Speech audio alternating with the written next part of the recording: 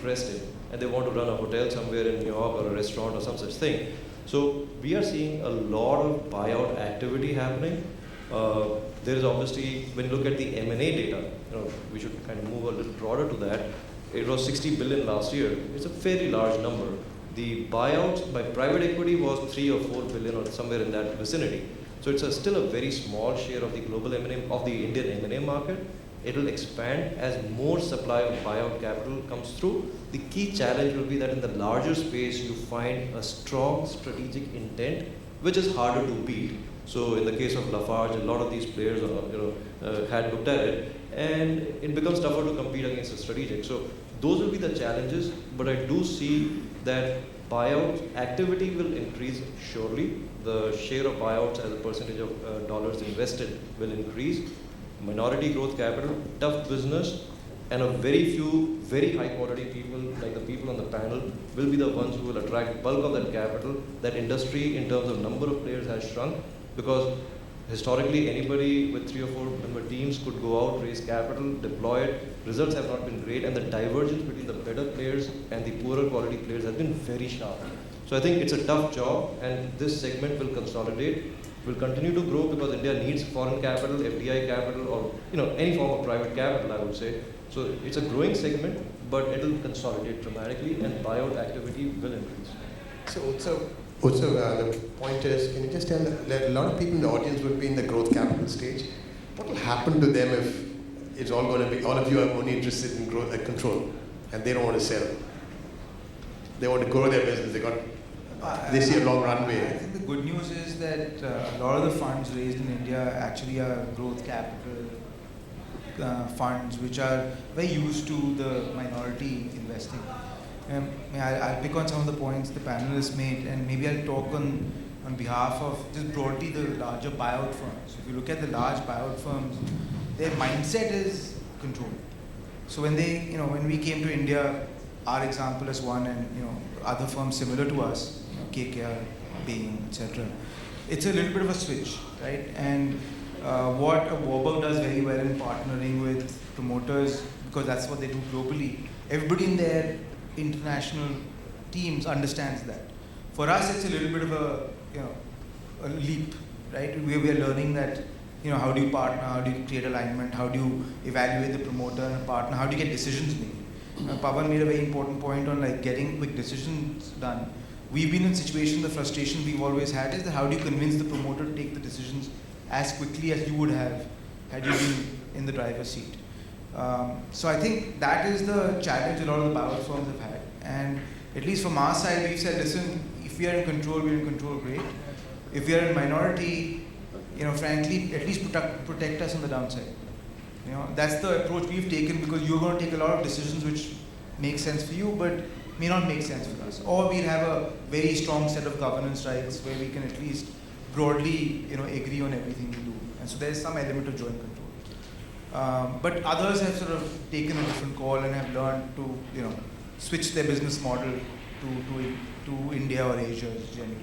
So that's at least, my take, that as far as buyout and minority are concerned, it goes back to the nature and DNA of the firm. And the good thing is a lot of these larger firms have done very well over a long period of time, doing what they've done very well over 20 years. So is it best to alter that just for India? The jury's out there whether that makes sense or not. So let's talk about distressed asset. Apparently there's about 14 lakh crores of bad debts, or whatever you want to call it, in the Indian system. And a small percentage of that could be also a large amount for private equity. Would you like to talk about that? Do you think? Sure. So, globally, we do a lot of sort of distressed investing, buying debt, and using that as a way to what we call loan to own, converting the debt into equity, eventually taking over control. And the number you mentioned is probably underballs it. The way we look at it is about $120 billion of declared non-profit or non-performing assets. We did an exercise with 2 banks where we looked at what they call their watch list, which is not the non-performing assets. And so our estimate is actually 220 billion. Okay. So it's the banks are not declaring about 80 to 100 billion of what should be actually impaired assets. And it's remarkable. There will be multiple cases where 2 banks would have declared the company as an NPA and the other 8 banks have not. So the scale is massive. Now, let's assume there's a 200 billion non-performing asset book. It's worth, say, 100 billion, right? So those assets either need to be sold, some of them will be sold, so that's maybe half of that will be sold, so that's 50 billion.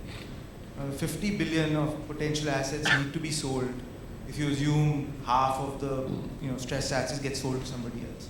Or the banks take over control, wipe out the promoter and sell them. So the market theoretically is massive.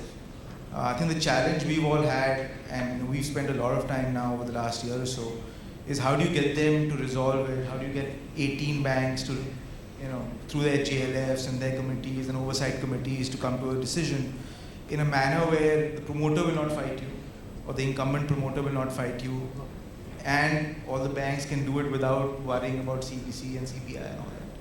So I think lots of steps have been taken by the RBI, and so far the results have been that other promoters have stepped in, taken advantage of it, and there's some M&A around it. But not, the classic distressed investing example is not out there yet. Jay Prakash sold the cement asset to the Birlas. That's an example of a over-levered company selling an asset to delever. But the classic sort of distressed, restructured asset, there's no example. I know Bain is now spending time. Yeah, Bain, and both of you are interested in that subject, aren't you? Who wants to go first? Good. So look, I think the market is very large. The stressed asset pool is very huge. I think the reason why the number of deals are not too many, a couple of them. Number one, if you look at it, the sectors where you see NPLs are like iron and steel, power, textile, EPC, or mostly civil construction. These are not sectors where private equity generally plays, and even if you want to play, in India it's probably not the best play given the nature of these industries. So that's number one. Second, most of the NPAs that we see are companies which have balance sheet and P&L issues. They're bad businesses per se in most parts. Kind of addressing a P&L issue takes a lot of effort. What you can do easily is a balance sheet issue, but if there's a P&L issue in the company, that becomes tougher. Third, I think the issue is that most of these stressed investors are looking at it, there are few of them who look at it as a buyout, but if you're looking at it as purchasing a debt at a fraction of the face value and not really changing anything in the company per se, I think you're trying to cut the same enterprise value by squeezing the banks, and which is where the banks have had this big issue against the ARCs that, they're kind of trying to squeeze us, they want 25% IRRs for doing nothing. So this whole thing about expanding the pie, which unfortunately cannot happen unless you provide capital inside the company, but then you struggle to say, with the same guy who ran it to the ground, are you going to work with him and run it up? It becomes a very tough ask for most investors. So it's going to be extremely challenging. The nature of deals that you will find in stress will be where a distressed group or a company will sell a better quality asset. That's how we have done our first deal. But I think doing pure distressed asset purchases is going to be tougher. I completely agree. I think, most of these businesses fall into one that Kunal described and Amol has described as either really just bad businesses or very challenged businesses. And I think, true classic turnarounds in those sectors, I can't think of one off the top of my head. And so, and for an investor like us to step into one of those situations and deal with the banks and go through that process, I think is very complicated. And honestly, we would ask for a return to do that, which today the banks aren't willing to afford for an incoming investor. Also, I think the process, as Utsav was saying, is very challenging because decision making, especially at the PSU banks, is extremely slow to put it on. And so, as Utsav mentioned, we've partnered with the Piramalls to explore this opportunity, and we have a slightly different strategy there in the types of assets we target.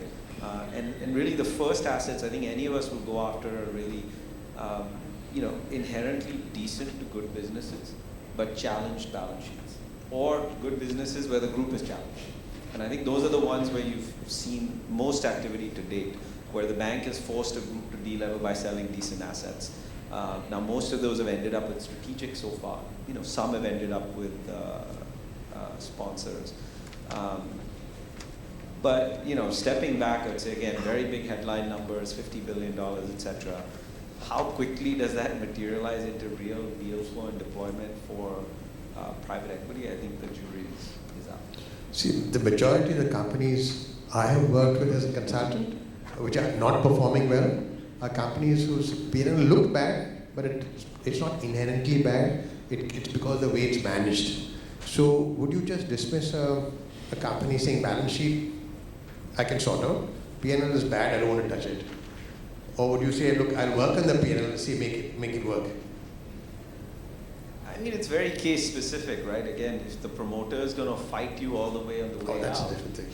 You're not going to get access, you're not going to be able to get diligence, you're not going to know what position the company is left in by the time he leaves. So I think a lot of stars have to align for that trade to happen. Yes, you can take that on, right? Which is if it's a mismanaged business, and globally I would tell you, a lot of return is made taking out mismanaged businesses in whether as corporate carve-outs or as distressed situations. But I think in India, for that dynamic to work, where the banks are willing to take enough of a haircut for you to get enough return, where the promoter is willing to step aside and give you the access and be supportive, and the business is in a sector you like, and it's not really bad, but just slightly, it's a lot of hoops to go through to find the one diamond in the rough. So a lot of people in the audience want to know whether the sector they're in is of interest to you, because they want to raise money next year, or hopefully in the year after next. So I want to understand from Manish, which sectors you like most and why? Sorry? I'm just joking. Yeah. I actually wanted to talk about this a bit earlier in terms of buyout versus emerging. For us, it's not the two levels at play here. There's sectors and there's themes, right? And then it's what value do you add to the whole table. So while there are a bunch of sectors that we think we know a ton about, we really like, it's going to be around financial services, it could be around consumer durables. But what we've ended up thinking in India is actually taking that to the next level and seeing how do we look at the common themes that we could work behind in some of those situations. For example, we love the consumer space. India is a domestic economy, but everything trades at 30 times EBITDA. I mean, how do you play that? So for us, the way to play that theme is actually to look at some derivatives. What are the drivers of demand growth? If I can't afford Unilever, can we afford the company which makes boxes for Unilever? So that's, we're not, so from that perspective, if you look at it thematically, you can be relatively sector agnostic. Understanding so what's more important for us is what we don't like, right? We don't like real estate, we don't like infrastructure, we don't like capital intensive business, we don't like low latency businesses. So it gets back to similar to what Kunal was saying around choosing a few things which are stuff that you understand, but it's not just at the sector level, it's at the first and second derivative. The second thing I want to do, because I didn't combine it on our thinking on which is more important for us, is on minority versus control. I think in India you have to be able to do both. And if you're stuck doing one or the other, you're going to be found in the wrong place. Historically, the minority deals have been a lot easier to come by. That is still the case. The control type deals are much tougher. But I inherently believe that is changing. It may not be 100% control as a typical buyout fund looks at it. The trick is joint control. And then the trick, so our differentiator here really is understanding sectors and themes, but then being able to partner with the promoter, whether it's minority or it's control. And obviously, if we have the option of control, we would much rather do control. It's the same level of work for portfolio company. And you'd rather deploy more capital in every deal that you like if you're going to spend the time in any case, because your scarcity here is time, it's not capital. Right? So but here it gets back to alignment. And secondly, what we haven't talked a lot about in this panel yet is your ability to add value. Right? Can you add value in the companies that you are investing behind? Are you the free rider, which is riding the beta? Or do you know, as Kunal was saying, enough about the sector to at a strategic level make a difference? Or, as what we do, is try to do at least, is a new model, which is have very strong operating partners to work alongside the families, whether it's minority or it's control, to make those changes happen. For that, the prerequisite is you have to know the sector. But you've got to have the confidence to be able to work alongside, to add the skill set they don't have, and most importantly, a bit to what Pavan implied earlier, if the family is not willing to listen, no matter what you bring to the table, so if they're looking for pure capital, it's not going to be us, right? But if they're looking for capital with an openness to work alongside our operating partners to actually transform the business, that's what we would like to do, and do much more control rather than non-control. So for us, the sectors are important, but it's just sort of the start of the funnel. And it's more useful to kick stuff out of the funnel than into the funnel. Once inside the funnel, actually to go through the funnel and to pop out in the end is a lot more complex. The number of deals we actually do versus what we see, I mean, if you look at that number as a sign of success, we're all failures, right? Because you probably see 1,000 companies to come out with 10 or 11. Kunal, a question to you. You mentioned sometime during the discussion that you stick with certain sectors because you believe in them, you understand them. I'm reminded of what happened back in the in the 70s when I was a merchant banker with Greenleys. I went to meet Mr. Vittal Mallya, Vijay's father. And just that morning, there was an announcement in the paper that Morarji Desai said, India is going to have complete prohibition, but he's going to do it in phases over 10 years. So I said, oh, what a day I've chosen to go with Mr. Vittal Mallya. So I see him sitting with a calculator and lots of paper, and then he says, he looks up and says, oh good, I'm glad you came in. I was relieved. He said, I said, why haven't you read the papers? He said, of course. I want you not to help me do an IPO, I want you to help me raise debt. I want to buy as many distilleries as possible now because I'm going to get them cheap over the next 6 months. So it's an opportune moment, come help me raise debt. Now, are you expecting that kind of opportunity in the IT sector, given where the global things are going? That's a great question. And I'll draw a few parallels to that. In general, if you've covered your sector well and you know it at a deeper level than just the research report and what overall research says, and if you know it at the entrepreneur level because you've proactively been meeting them at regular intervals, you'll have higher conviction. That conviction can manifest itself in saying, look, this is a great company, I'm willing to pay up for it. And it can manifest into everybody's throwing in the towel, but I want to be contrarian here, and therefore I want to go for it. And I think that has worked well for us over the years. So you mentioned IT. Yeah. If you go back 10 years. Infogain is a case of that kind? Infogain is slightly different, and I'll come to that. But if you go back 10 years, the rupee was 40 to the dollar. And people said, IT model is broken, this is never going to work. That gave us an opportunity to invest in IT companies at 10-year, lower than 10-year averages, significant discounts to what valuations were. And that ended up delivering great returns for us. Today, if you look at pharma, for example, there's a lot of negativity on FDA and the US push. There are some challenges on the domestic side as well. If you know the sector long enough, you've been covering it long, you can say, look, I see the near term, there is a cloud, but I'm not investing for a 1-year period. I'm investing for a 5 or 7-year horizon, and that offers me the opportunity to go after. Infogain is a little different. I think Infogain is more leveraging your sector coverage and the ability to toggle between minority and majority to go after a control asset. So this was a control deal. We got invited. We were one of the few private equity funds who got invited to the process because they were essentially looking for a strategic exit. And as many people have said, the strategics outbid us. We lost the deal.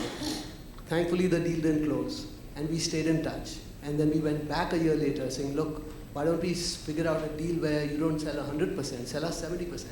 We'll let you ride 30% and we'll create the value. By the way, we've identified an acquisition which comes with younger management team that can take the business forward. So created a win-win situation with an acquisition and a platform that can take higher. The interesting thing was, this was done at a discount to public market comps. So you got a control deal at not a premium, but a discount. And that's where the ability to toggle even between pipes and private or minority and control can be very powerful. Now, I think it's important, Amol made that point also, that living in the minority world versus the control world is very different. And there are certain things that you need to do differently. By and large though, we are still dependent on people to deliver the value, whether it's the entrepreneur we are backing in a minority situation or the management team we are bringing on board in a control situation. And I think it's important to understand that as investors, we need to have some backup plan as well.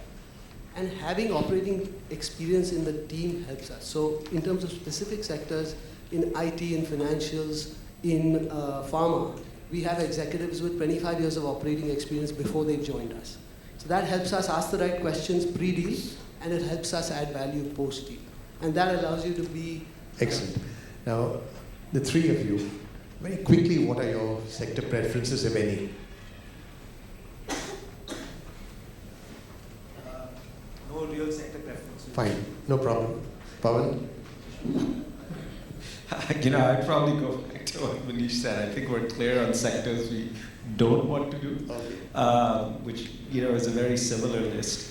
But look, I think there's no rocket science to it, honestly. If you step back and looked at the same analysis of returns, etc., almost 100% of private equity returns in India have come from three sectors, which is IT services, financials, and healthcare. Right? Net, infrastructure, industrials, consumer, all that put together is probably zero return between some wins and a lot of losses. So I would say those three are perennial sectors. And then, depending on the theme or whatever you're playing, we spend a lot of times in industrials as well. Cement, as you mentioned, was an opportunity we spent time on, etc. So, again, macro only goes so far, and I think there are some sectors which are more important and more active than others. You spend disproportionate time, but a lot of it also then just comes down to the specific theme and the micro.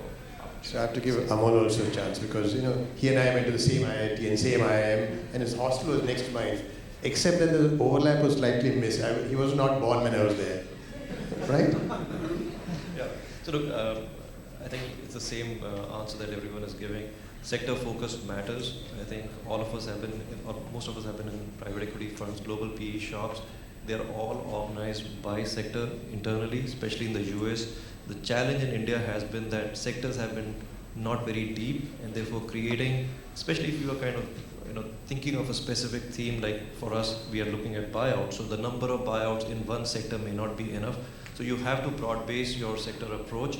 So that's a big challenge. You ask investment banks and you ask private equity, the way they are organized in Asia versus US or Europe is very different.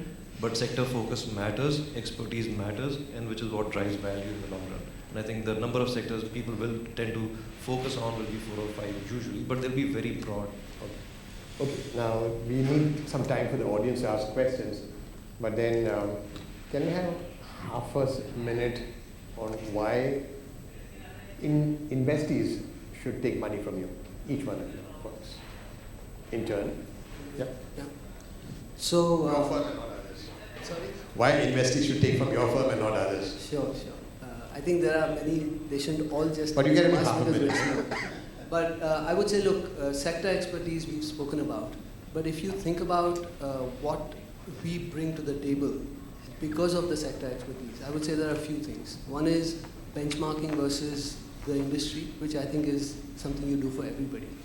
Recruiting is one area which is a big pain point for entrepreneurs, and we've done that very successfully because we have people with grey hair in their sectors who work with many people along the way.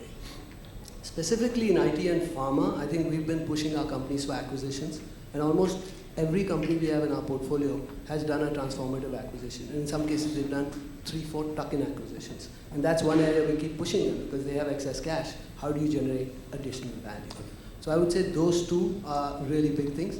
The last thing I would say is for private companies, taking them public. So we have 11 companies that we've taken public or have filed to go public, including the ones that have already gone public, and then post-public, helping them improve coverage in the listed market. Okay, great. Manish, the shoe is on the foot, isn't it? Or normally you make these guys make pitches to you.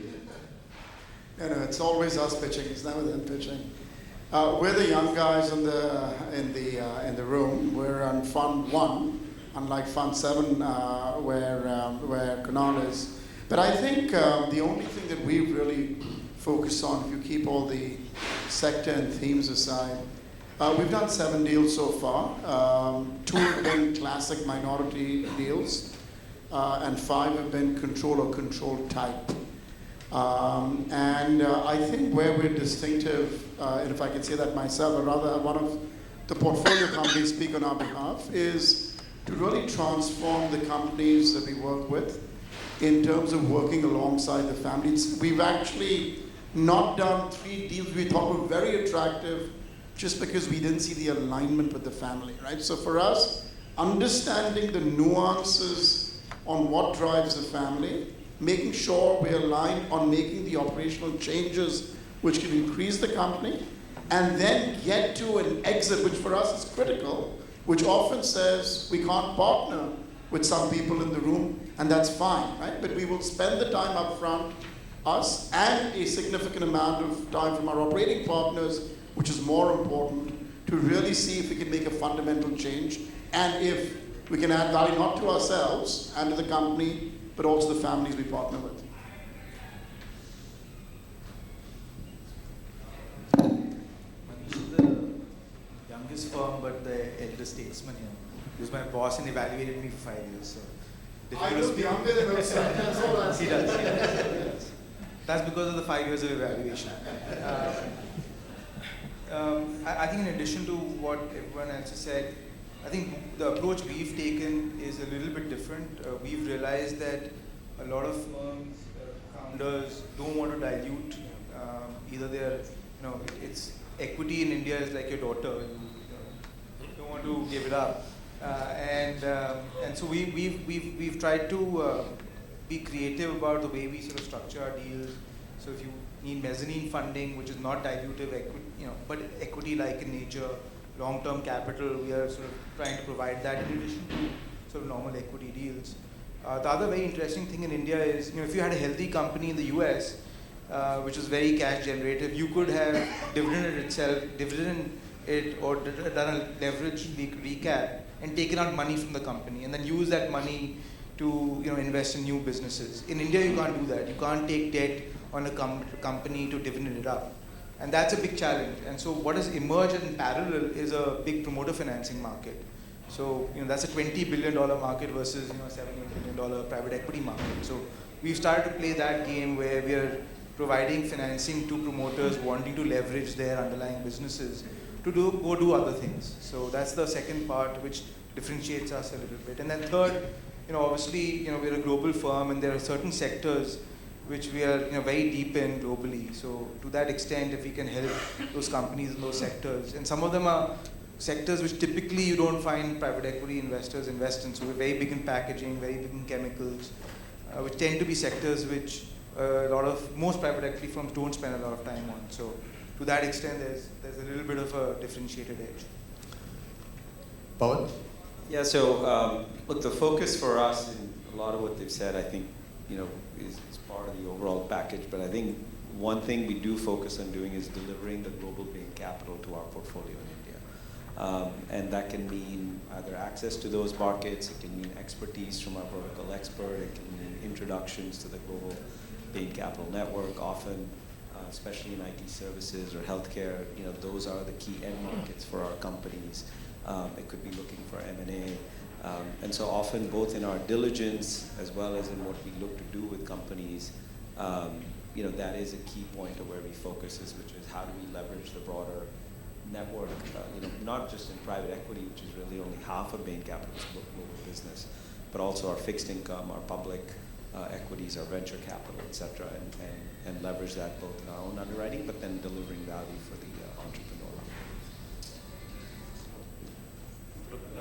our go-to-market does not include minority or joint control. We are only focused on control and absolute control and nothing less than that. So in that sense, we are not here to pitch what we bring to you as an owner of the company, but what I can surely say that given our focus, we are amongst the few who you can sell your businesses to. We are open to buying 100% of businesses. We don't need any hand-holding or transition from you. And hopefully we will be ethical and high-quality owners of your businesses. And it's important for you as a seller to see that your legacy is carried forward and hopefully done better than what it did in your own hands. Great. Now, we started 15 minutes late. Doesn't mean we'll extend it by 15 minutes. Can we have about 10, 12 minutes for Q&A? Yep. I'll stand up because I can't see this part of the audience. Shall I stand? And please avoid a speech. I'm talking to everybody. Just a straight question, and if possible, say this to the whole panel or to a specific panel member. Yes, very good morning, Nair sir and the entire speaker on the dais. I am Geet Kulkarni from Vastu Raviraj, Senior Manager. My question is to the entire team. The only one thing that has attracted me to APEX'17 was strong exits. See, we have got projects where fund is getting drained and drained. Even bank declared the project or that particular project to be NP. I admire that Amol sir has rightly told that NP is strongly within the sector, few sectors like iron and steel and all. But in that case, where bank has already declared the project as NP, still the fund is going on. We have got funding companies funding that particular project. So, will taking an exit from that particular project would be what will determine you to decide whether to exit from that particular project or no? Because we have got excellent examples where all of you have invested huge funds, but might be from the 1,000 investment, might be 100, might be so, which claim to be bad debts. Like Raj sir has touched that particular point of bad debts. So my main concern is that not to buy the dead projects, but can we recover the bad projects? Or even like if private equity firms would be really interested to know the solution to recover from that particular bad debts. So who would like to go for it? Yep. I don't get the gist of the question, but I will try to Yep. answer it. The point is that you look to recoup investments and turn around. If you have invested, you surely want to do that. There's no other option but to try and do that.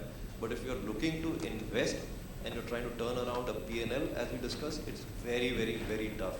And there I would say, I've had one experience in my life where we bought Vishal Retail out of bankruptcy, and the company was making huge losses, about 70 crores of EBITDA level cash losses. It had a huge audit problem. Stated gross margins were 48, real were 22, and we knew that at the time of entry. So there was corruption in the numbers, there was audit, etc., etc. Anyway, doesn't matter.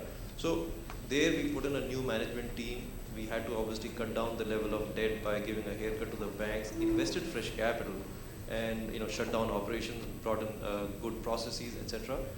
It is with TPG. Obviously, I'm now in a new firm.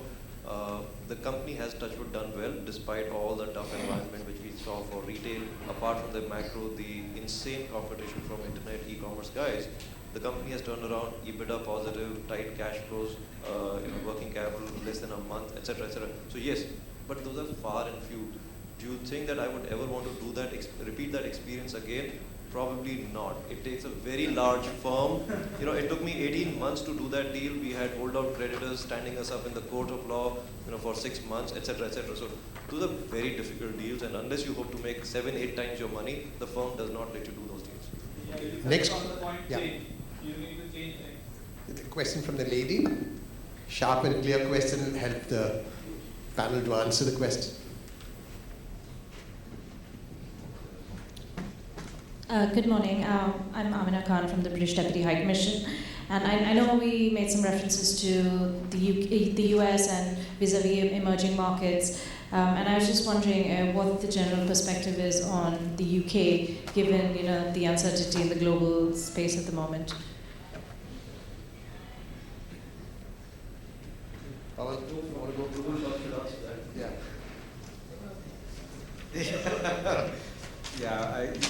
Yeah, to be honest, I'm not sure I'm best placed to answer that question.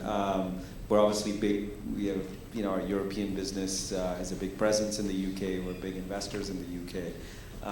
And Brexit and all those issues which are going on, I think, as best I can tell, we continue to invest in the UK and Europe beyond.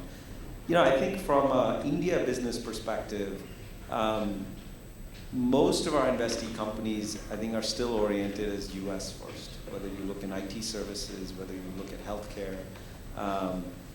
That tends to be the main market. But I would say, it is sort of UK second. Beyond Europe, continental Europe, especially in those markets, obviously Europe's a much bigger market in an absolute sense. But UK tends to be, especially for outsourcing services and others, ahead on the penetration curve. And so I think, at least for our portfolio companies, I would say UK continues to be a market where they tend to focus. But in the pecking order, it is behind the US, and in some ways probably ahead of Europe. And Brexit, others will have its own set of challenges. I'm sure will work its way out over the next couple of years. I mean, a small point I'll make is, we're looking at Indian companies who are catering either to the domestic market or the export market. And the UK is an important market for IT as well as pharma from our portfolio. In fact, we just worked very closely with one of our investee companies in TAS to make a transformative acquisition in the UK. And this closed post-Brexit. And the discussions, it's just closed right now, where they bought out the pharma business which came out of the merger of Teva and Allergan, making TAS the largest generics player there. So, in all these macro things, I think you have to take a longer term view and say, is it factored in the price? Do you feel the opportunity is there? And so we don't have any strongly negative or strongly positive view on any country as a result of that. So the question from out there, isn't it? I am Majumdar from Nakshatra Corporate Advisors Limited. I have two questions, one a direct one to Utsav. You say you are into mezzanine funding, long-term capital, that is apart from equity financing also. And you spoke you are interested in 4 sectors. Could you specify those sectors, please? So on the sector point, I think maybe you got it confused. I said we are reasonably sector agnostic. I think when it comes to equity, we tend to focus on a few sectors where we have global expertise, but at least on the mezzanine side, we're pretty much talking to people across all sectors, perhaps not lesser in real estate, but we have a separate real estate team which does that as well. So we tend to sort of cover everything.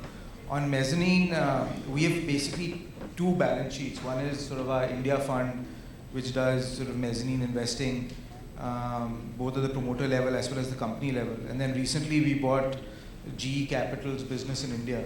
So that's sort of a lending platform. It's like an NBFC which competes with other NBFCs in the market, and half of their book is really doing corporate SME lending. So if you're a company which wants working capital financing or equipment financing, or just a second lien debt behind the banks, we are providing that. The good thing about us is because it's a fund-owned NBFC, it's more richly equitized than the other NBFCs in the market. So our ability to do longer tenor, 5-year, 7-year, 6-year investments becomes easier, versus the NBFC market typically plays in the 1 to 3 year time period. So it has a different mindset. So that's really the way we at least look at that market. So if you want sort of senior debt, we have a vehicle. If you want slightly more junior, funkier mezzanine investments, we have an India fund. If you want to sell your business, we have a global fund. Thank you. The question to the panel, stressed assets has been discussed. The fact is that despite RBI schemes, they don't go through because there are a lot of issues involved. In fact, the bankers are tearing their hair out how to put those things into place. Is the equity, are the equity players playing it over safe by considering it too much of a challenge? Or is there a need that somebody has to come and back these assets? All of them are not bad because the companies are bad across all sectors. Let me first answer that perhaps. I think right now there is a mismatch between what banks are expecting equity players to do. We've had several conversations with bankers who expect the equity coming in these very troublesome situations to make 14, 16, 18% rupee returns. I think there is no global available capital which was going to come into these very difficult situations like Amol mentioned, Vishal, where you're going to be happy with mid-teen returns. These are very complicated situations.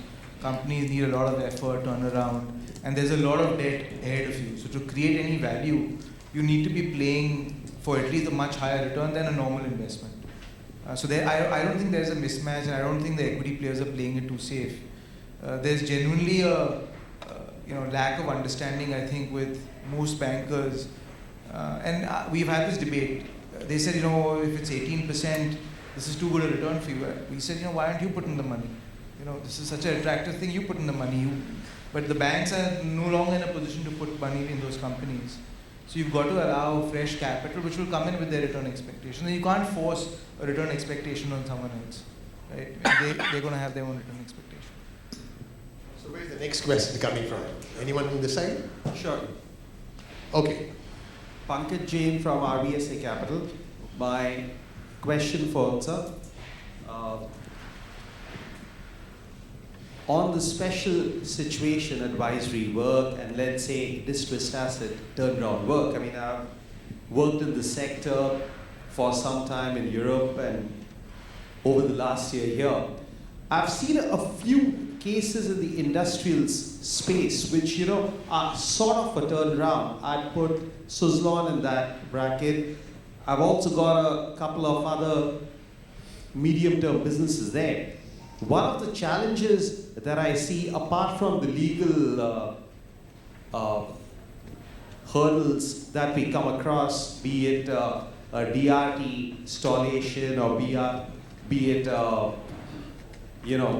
fighting over liquidation. One of the challenges, that I've seen is strategic interest has been very few and far muted. You had the occasional distressed players coming in. Some have shut shop as well over the last 2-3 years, gone quiet. You've got a couple more interested now. But on the strategic side, very little I personally feel has been done to market the opportunity around properly in India. Your thoughts on this? I think you're right. I think it's because of the challenges of the market.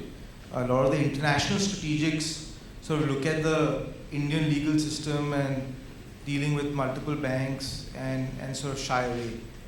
So if you're a global steel strategic, first of all, you have your own problems right now. So that's the other problem there. But even if you were interested and you were healthy and wanted to enter India, you worry about the challenges other strategics have had entering India. So one of the things we are trying to do is in a couple of situations, we're trying to partner with them because we have a local team on the ground who is able to at least comprehend what is going on with the daily changes in the regulations versus they might not be willing to do so. But I honestly feel, we've discussed this earlier in the panel, the complexity of what we're trying to solve here is still so immense that there are a few homegrown local Indian strategics who've done deals in the last cycle, in 2007 and then earlier in the late 90s, who are now getting active, whether it's JSW and the like, who've gone in and have tried to resolve situations like the Ispat deal as a good example. But other than that, the complexity of the challenge is sort of keeping people out. So I do think it's going to change though. I think with the bankruptcy law, the same way we saw in Safezi, where it took about 3 years for the rules to really get sort of streamlined. Once you find a couple of these high court appeals getting overturned, case law and precedent being formed, you're going to see the Insolvency Act sort of change the game, but I think we're about 18 months away from that. So I have to defer to the request of the organizers that there should be only one question, and this time it's a question, not a comment. If you have a question, one question and not a speech.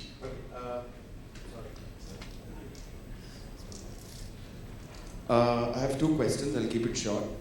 Sameer Achan from Mebrin Asset Advisors, Chennai.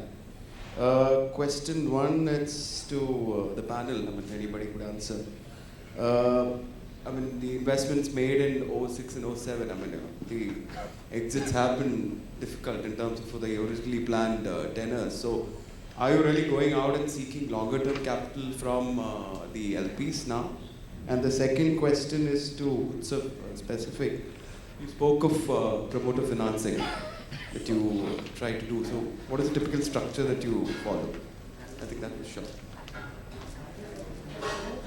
Promoter financing, again, typical tenor of 5 to 6 years. And I think the advantage over us versus what's in the market is the NBFCs typically are restrained and restricted to 2 to 3 years. You look at secondary transactions here, I mean, essentially so... No, so the financing is, we did a deal with Avanta, for example, where we gave them money at the promoter company level, really for them to have 5 years to restructure their entire portfolio.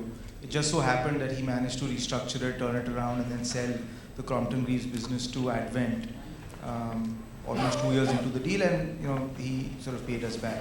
But it was structured as a 5-year instrument so that he had the flexibility to do whatever he wanted versus the pressure of a taking time bomb. So typically more of a holdco kind of a... Yeah, it's like a holdco. That's the structure you're looking for. Correct. I can take the other one, which is obviously longer term capital. First question is eventually is everyone goal in this room, but the industry is very well established. The sort of terms to play in it are very well established, such as the fees, the carry, normally the length of the firm, right? So I think the length of money you normally get maybe might vary from 5 plus 5 to 5 plus 6 plus 6. So, but it's not going to change dramatically. I do think where many of the local GPs are nowhere there yet is obviously a sense, which is getting to the goal, is permanent capital. And there I think some of the global firms, if you look at what a TPG or a Carlyle or even a KKR or a Blackstone have sold out a part of their own GP ownership and raised external capital, that's the closest you get to longer term capital. Otherwise I think as an industry, given where endowments and pension funds and the others, you really can't change those the terms of trade per se. So that would be the last question. You want to ask? Manish on that. I think from the Indian fund managers, if you're raising a fund, I think the returns have been so poor to begin with that if you go and say, oh, I won't return your money in 10 years but 15 years, it'll take a while. So you need to be a lot more established to get there.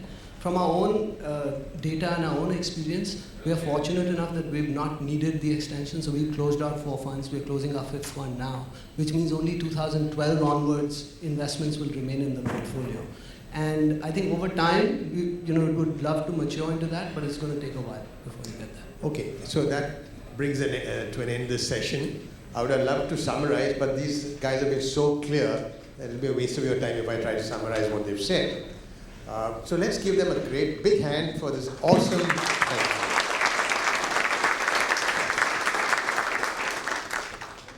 Thank you.